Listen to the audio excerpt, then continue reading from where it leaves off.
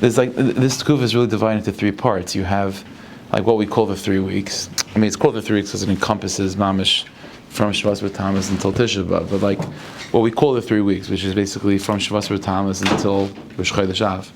Then you have the 9 days, right? And then you have Tisha B'Av proper. So it's like 3 different tekufas. During the 3 weeks, so we know we don't get married, we don't listen to music, and we don't take haircuts. And then the 9 days, we already transition from those things that we do during the 3 weeks. Again, no music, no haircuts, no getting married. That's more trying to sort of humble us. You know, it's a certain level of hachna, of humility, of breaking the ego that's necessary. And then you move on to the 9 days. Thank you. Then you move on to the 9 days, which is really where Avelus kicks in, you know, where there's no laundry, you know, there's no even taking a shower for pleasure. It's like mamash Avelus. And then Tisha B'Av proper. So, like, what's the avodah? What's the transition between these tekufas? 3 weeks, 9 days, and Tisha B'Av.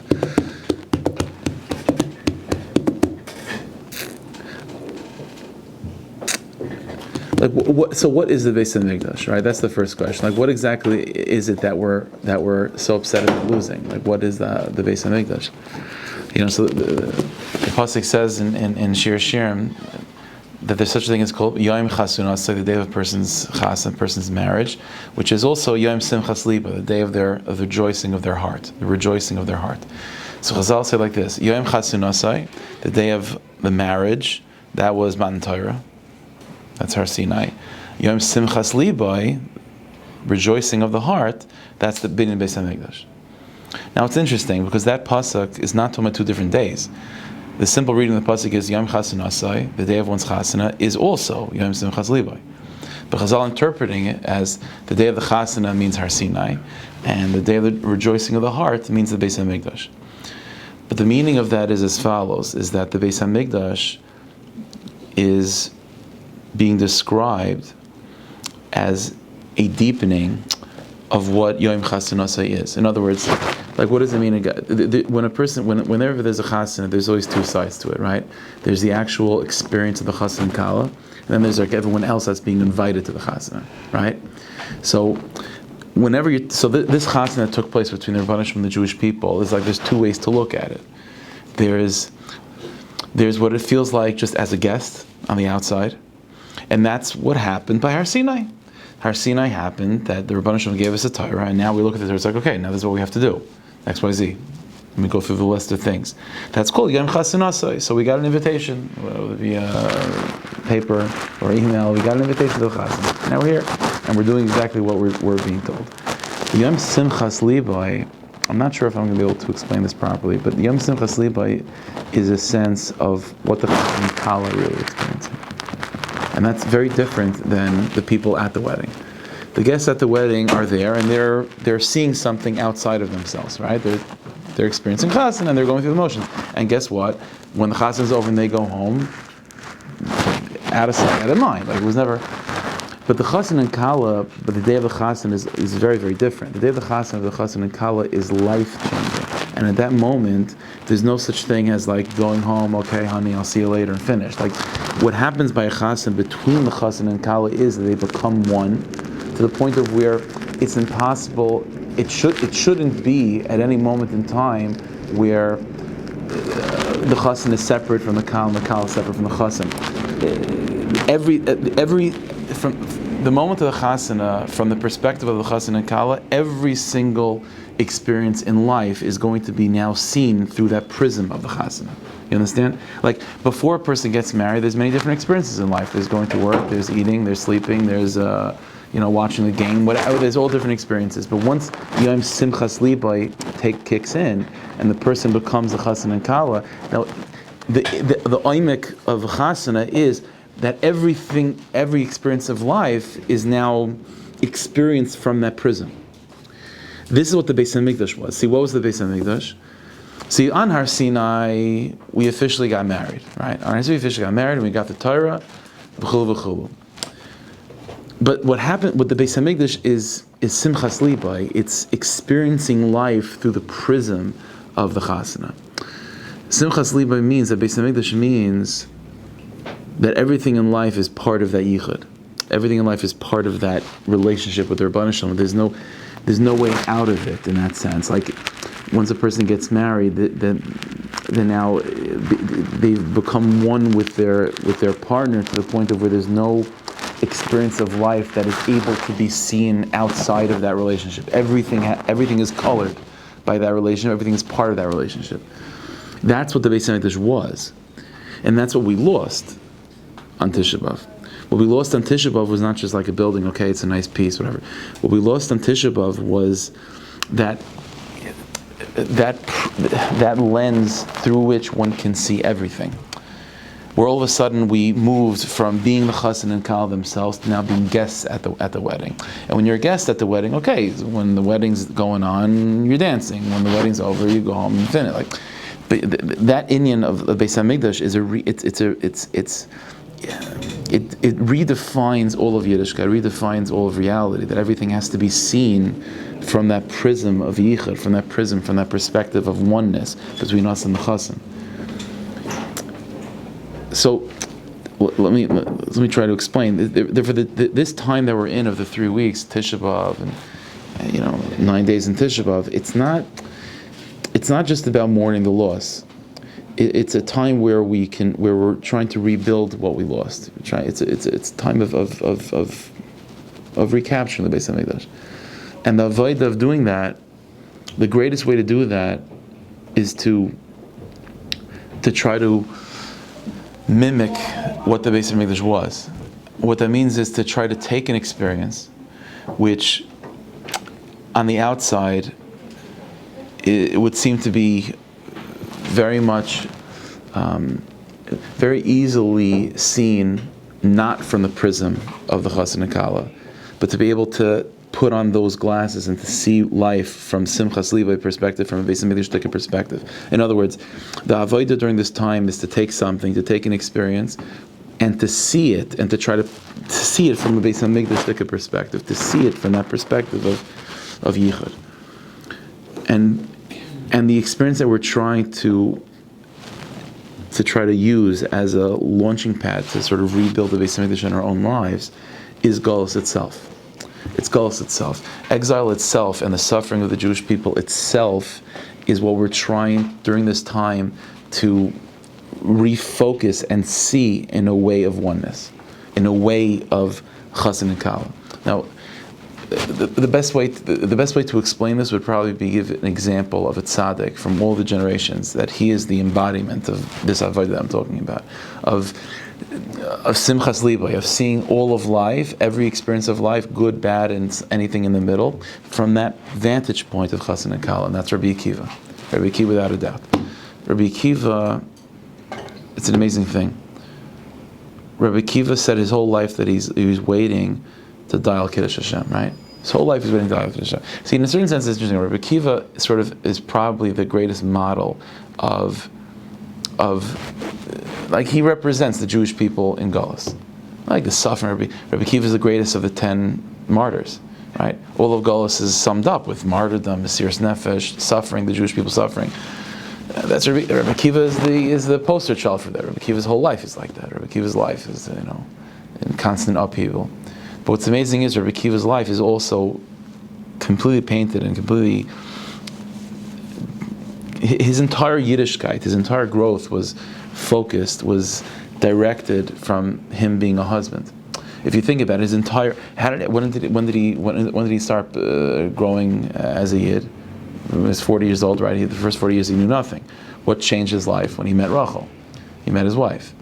And that's not a coincidence. The fact that him meeting his wife was also the catalyst for him becoming Rebbe Akiva is because the entire essence of who Rebbe Akiva was is to reintroduce the Jewish people with this quality that we lost with Churban Beis Hamikdash, to reintroduce us to this quality of what it means of Beis Hamikdash, to see all of reality from that perspective of Chassan and Kala, where just like in physical life, when a person is married, as I said, everything is colored from that perspective. There's no area of life that's outside of that relationship. Everything is colored by that relationship. That's what Rabbi Akiva was trying to bring back to our world as well. That every experience of the Jewish people's lives should be colored and should be seen from that perspective of our chassid and kala with the Rebbeinu Shalom. And so therefore his personal life also was completely directed by that relationship with Rachel, to the point of where he comes back, we know 24 years, right, with 24,000 students, and what does he say? Shali v'shalachem shalah, everything we have is from my wife. In other words, Rabbi Akiva, that means that every time Rabbi Akiva was learning a Mishnah, it was from that perspective of Shali v'shalachem shalah, that everything is my wife. Everything was chassan and kala to Rabbi Akiva. That's why I mentioned this a number of times also, that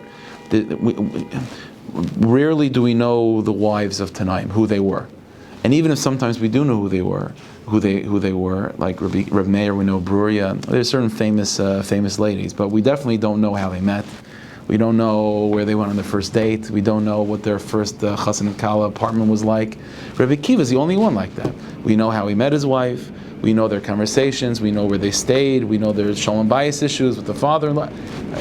The entire, and so that's not a coincidence. The whole inyan of Rabbi Akiva is to reintroduce the Jewish people with Beis Hamikdash, and therefore, let's understand the greatest thing that Rabbi Akiva can do in his life is what?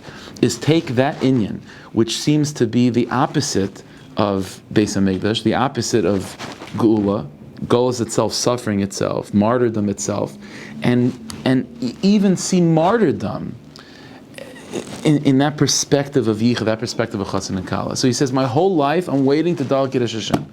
What does it mean to Dal Kiddush Hashem? Well, the Romans are thinking just to kill another Yid. Not just another Yid, kill the greatest Jew. And that's the greatest moment of Chil Hashem. Right? If you think about it, what's the greatest moment of Chil Hashem? That a guy can have to put a hand on a Jew and to God forbid make a Jew suffer like that and to kill a Jew. That's the greatest Chil Hashem in the world. But what do we call that experience? We call it a Kiddush Hashem. Because what Rabbi Akiva was doing was redefining that moment. He was saying that even the darkest moment of Gullus, mamish, the darkest moment of Gullus, if you're a husband and if you're a wife, then there's no such experience that's outside of that relationship. So even the darkest moment of Gullus can be redefined and re-seen and be seen from this perspective of absolute oneness. So Rabbi Akiva redefines that moment of dying al Kiddush Hashem as not an act of like he's being killed by a guy. That's called me giving up everything to God. So the whole moment is redefined. It's not pulling away. It's not being a victim to the Romans, which would seem to be like a Chil Hashem. Quite the opposite. The Romans are just being used as a pawn. It's just a pawn. It's like it's no different than the guy who's going to the store to buy roses for his wife. So it's not the store. The roses is a pawn. It's being used. It's a vehicle to express the fact that you love your wife. That's what it's being used for. So instead of going to the store and buying roses for the Rebbeinu Shalom, I'm using the Romans to bring out the fact that I love the Rebbeinu Shalom. But it's all colored from that perspective. That's Rabbi Akiva. Every single thing in Rabbi Akiva's life was based on Mikdash Day. Every single thing in Rabbi Akiva's life was. This is just that what you see on the outside. It doesn't have its own significance. It's significant in terms of what it means in my relationship with my chassan. That's what it is. And that's why the end of Makkas, right? Meseches Makkas. It's called Meseches Makkas, which means clap, right? What's the end of Makkas? The end of Makkas, which in Pnimis means the sweetening, the Chazal giving us a perspective through which we can experience Makkas in a healthy way. The last Gemara we know is this famous story of Rabbi Akiva and the Chachamim walking by the destruction of the Beis Hamikdash. Right? They see the Churban Beis Hamikdash. They see Beis Hamikdash in a destructed state, in a destroyed state, and the Chacham are crying. And Rabbi Akiva is laughing. Right? We all know. Right? Fox is running out over there, and they say, Akiva, how are you laughing? And he says, Chacham, how are you crying? How are you crying? Because Beis Hamikdash is destroyed. The same place that it says the Kohen Gadol can't even go only once a year. Now foxes are going, and Rabbi Akiva says that's exactly why I'm laughing. Why am I laughing? Because if that nevuah was fulfilled, then for sure the nevuah of nechama, of comfort, will be fulfilled. And they say, Akiva nechamtanu, Akiva, you've comforted us. What's Rabbi? You see, that's what Rabbi Kiva. Rabbi Kiva means a person that's so he's so completely lost in that relationship of chassan and kala. He's so lost in that place of simchas liboy. He's so much in the chassan and not a guest. He is part of the chassan and kala that everything is colored by that. There's nothing outside of that. He's not able to see anything outside of that. And again, like I said, the ultimate expression of this is literally him dying in the hands of the Romans and him viewing that experience as an act of love for the Rebbeinu Shalom, it's a gift to Hashem. It's not the Romans. They're just the delivery people delivering the dozen roses that I'm sending to the Rebbeinu Shalom, the Romans. The whole thing is being colored by that. The tekufa that we're in right now has to be seen in that way. Every level of avelos, of mourning, of sadness, of things that we don't do again, whether it be the 3 weeks, the 9 days, or Tisha B'Av proper. It's not about just being sad, or it's not just about it's about redefining these experiences, redefining tragedy itself, redefining the golus itself, exile itself, as just one big expression of Mesiras Nefesh for the Rebbeinu Shalom. That's what it is. Without trying to get to a place of where we're like Rabbi Kiva, where we're seeing the Romans and it's bad, negative, painful things that are happening to us, but say, no. This is my way of offering myself to the Rebbeinu Shalom. This is my way of expressing the Rebbeinu Shalom. All I care about is you. All I care about is you. How do I prove that? How could I prove that to Rebbeinu Shalom that really all I care about is him? So if I could, because there's always a thought, maybe I care about this world. But if I could have the Romans come and make me crazy in this world and not allow me to have any pleasure in this world, so there's two ways. Either I can just bemoan my misfortune, woe is to me that I am now being bothered by the Romans, or I can that's gullus. That's gullus. That's the Chacham crying when they see Churban Beis Hamikdash. That's just bemoaning your fate. There's no tachlis in that.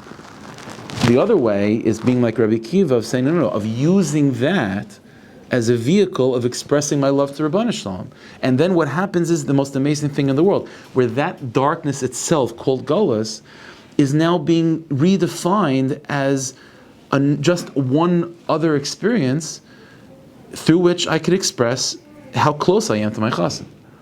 And that itself is Beis Hamikdash. You understand? That's what Tisha B'Av is. That's why Tisha B'Av is the day that the Churban Beis Hamikdash takes place. Also the day Mashiach is born. How's that just random? Happens to be. Because the whole inner Tisha B'Av leading up to Tisha B'Av, it's all about this. It's about taking the experience of darkness itself and using it as a vehicle to say to Rebbeinu Shalom, you see how much I love you? I'm willing to take all of this as an expression of my love to you. That changes the whole thing. Then the suffering through the hands of the Romans becomes the dozen roses that you use to express how much you love your chassan. That's what's happening during this time, where Golus is becoming transformed into just one other experience that is seen through the prism of chassan and kala. And then that itself is called building the Beis Hamikdash.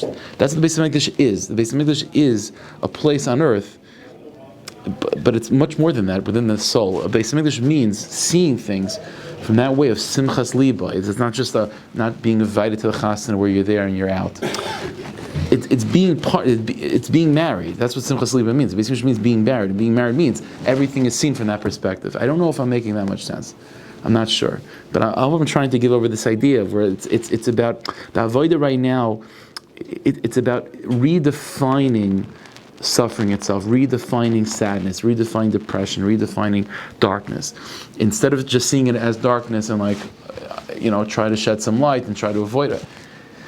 It's leaning into it. You know what I'm saying? It's about taking that experience and turning it into a dozen roses, and turning it into the moment of Rabbi Akiva being killed al Kiddush Hashem, and Rabbi Akiva is thinking, it's not the Romans killing me, this is my way of offering my love to the Rebbeinu Shalom, of saying to Hashem, you see how much I love you, that I'm willing to sacrifice everything of this world for you. And the Romans then become the catalyst for that. And the whole thing becomes a Beis Hamikdash moment. it becomes a Beis Hamikdash moment. That's why, again, Yatsin Nishmas Echad, Rabbi Akiva's soul left him with the word Echad. Because that's his whole life, his whole Inyan was Echad, his whole Yichud, Chassan, and Kala. That's what the Beis Hamikdash is. Beis Hamikdash is that one single place that all eyes are turned towards. And that means, within the soul, that the Beis Hamikdash means a perspective through which everything is seen through. And when that's healthy and well, when that's built, then even darkness itself becomes a part of that. It becomes just another way within which a person can express their love to Hashem. With that's what it is. Tell you, they say a mice with the there's a Chayz of Lublin, I think. The Chayz of Lublin would do a lot of traveling when he was younger. So there's a particular time that his minhag was usually, I think I've said this before, this Maisa, that whenever he would travel, he had akpada that, it wasn't akpada, but like whenever he would sleep on a bed made by someone or that was used by someone that wasn't the Chayz of Lublin, he would be sensitive to it and it would bother him. So it was well known that if the Chayz was coming to your house, you buy a new bed. That was known. So there's a particular Maisa that he was coming to a town, and he was staying by a certain person's house, and the person knew that this is what you do. So not only did he buy a new bed, but he had it made by a particular craftsman that was known as like a God-fearing Jew, Yerushalayim, Tzaddik, all the kavanas, whatever. So whatever kavanas are for making a bed. So he so that's what he did. So fine, the chayzer comes to his house and he says, Rebbe, I have this new couch, new bed for you. It's like it was made by a tzaddik. So he sits on it and the chayzer jumps up and he says, it's mamish like it's like needles. It's mamish like sitting on a bed of needles. So the chayzer's like, what happened? So the chayzer asks him, he says, let me ask you something. Obviously no one sat on this bed before. It was made by a tzaddik, but what time of the year was it made? So he said it was made, recently near an arrival. It was and they figured it was during the 3 weeks. It was made during the 3 weeks. So Chayzer said, I feel sadness, I feel depression in this bed. And when I sat on it, it hurt me like a bed of knives. So what does that mean? So you're not supposed to be sad during the 3 weeks. You're not supposed to be sad. You're supposed to be sad. They say myself one of the tzaddikim that person came to his Beis Medrash Tisha B'Av night and they saw that he was dancing in his office, dancing. So he said, there's a mitzvah to mourn over the Churban Beis Hamikdash. Every mitzvah has to be done b'simcha. So what does that mean? What does that mean? How do you mourn b'simcha? The answer is the avodah of this time is being like Rabbi Akiva. Was Rabbi Akiva sad while he was dying al Kiddush Hashem? No. I mean that's an extreme level. It's Rabbi Akiva. But Rabbi Akiva, he turned the Romans into a vehicle through which he was able to express his devotion to Hashem. And that's what this time is about. This time is about thinking about tzaras, thinking about our personal tzaras, the tzaras of Klal Yisrael, the tzaras of the Rabbanu Shalom. But it's not about staying in that place. When you stay in that place, then the bed becomes like a bed of knives, right? The avodah is, yes, it's terrible. It means that the Jewish people are suffering. I'm suffering. I have no menucha in this world. But don't stop there. Then go to the next sentence, which is, and Rabbanu Shalom, and you see what I'm willing to go through because I love you. And then when you add that last sentence, then guess what? Then the entire experience of the suffering from the Romans, so to speak, is now redefined as it does in Rosens. And that itself is Beis Hamikdash. You understand? That's not just a way to deal with darkness. That is called rebuilding the Beis Hamikdash in your own life. That's what it is, and that's the ikra avodah this time of year, to makasher ourselves to that way of Rabbi Akiva. Hashem should help us that just like the Chachamim were consoled by Rabbi Akiva, Akiva Nechamtanu, so we should be zaycha to the ultimate Necham of Bias Mishit Tzidkenu, that he's called Menachem, right? That's in Megillah Seicha. He's called, that Chazal say that he'll have the name Menachem. Menachem means Nechama. Nechama means, Reb Tzadok writes that Nechama is different than Geula. Geula means when you get out of the darkness. Nechama means when the darkness itself is redefined and reoriented to become something positive. And that's what Nechama is. That's what Akiva Nechamtanu. The Nechama of Rabbi Akiva is that the darkness of Gullus when you just add that one little sentence at the end, which is, and you see, Rebbeinu Shalom, what I'm willing to handle because of you, then that itself becomes a gift that we use to to show our love for Rebbeinu Shalom. That's called a nechama. The darkness itself is redefined as a vehicle to express how unbelievably light our lives are and how unbelievably light the world is. That's the ikar avodah this time of year. Again, and it begins with thinking about tzaras and thinking again. And when I say tzaras, I mean on all levels. I mean, yeah, like Holocaust and pogroms, but I mean agmas nefesh and craziness you have to deal with in your own personal life. That's all called tzaras. And instead of just saying, okay, no, woe is to me, or woe is to us, no, Adra, we say, Rebbeinu Shalom, it's hard, this life is hard, but you see what I'm willing to go through in order to serve you, in order to make you happy, because I know that me continuing breathing in this world, and me continuing putting out tefillin, and keeping Shabbos, and doing what I can, and opening a sefer, and putting Piddle Tehillim, when I don't feel like it at all, I know that makes you happy. So you see what I'm willing to do to make you happy? That's called a good husband, that's called a good wife. What does it mean? How do you define a good husband and a good wife? Chazal say, "Ahava dechekes as a basar." Love, the great simon of love, is not it's not the size of the house that you provide, or it's not the size of it's not it's not even saying thank you. The Chazal say that the great simon of ahava is whether you're willing to put yourself in uncomfortable situations for the person that you love. That's the simon of love. So the greatest way we could show our love to Rebbeinu Shalom is our willingness to embrace this crazy planet called planet Earth. And if we can embrace it, and we can say, Rebbeinu Shalom, I'm willing to go through all this craziness, because I know it means a lot to you, that's called ahava. And then everything of this world is transformed into a gift. And that's the avodah of this time. And then you could dance in the mitzvah of mourning over the Churban Beis HaMikdash. Because because you're building the Beis HaMikdash with that. Simchas libai. Chazal say, the pasuk says, the Zohar says, "Liba lapum lagalia," that there's a joy in the heart. There's a piece of information in Hashem's heart that He won't bring to His mouth, that He's not going to say, and that is when Mashiach comes. But if we want that to happen, right? We want that secret to come out. Then we have to be mechazik in sin of simchas libay. If we have the simcha of the leiv, of being able to see darkness, but to redefine it as a gift to our beloved, and to see our lives in such a way, and all of life in such a way that it's all an expression of ahava, then the Rebbeinu Shalom will also express His love. And the way the Rebbeinu Shalom expresses His love is with the Kaaba Shafar Gadol Chereseinu. We should be zeicha to that. B'rfatu b'chlal b'yitzgal tzedek, Nervi Meinu Amen.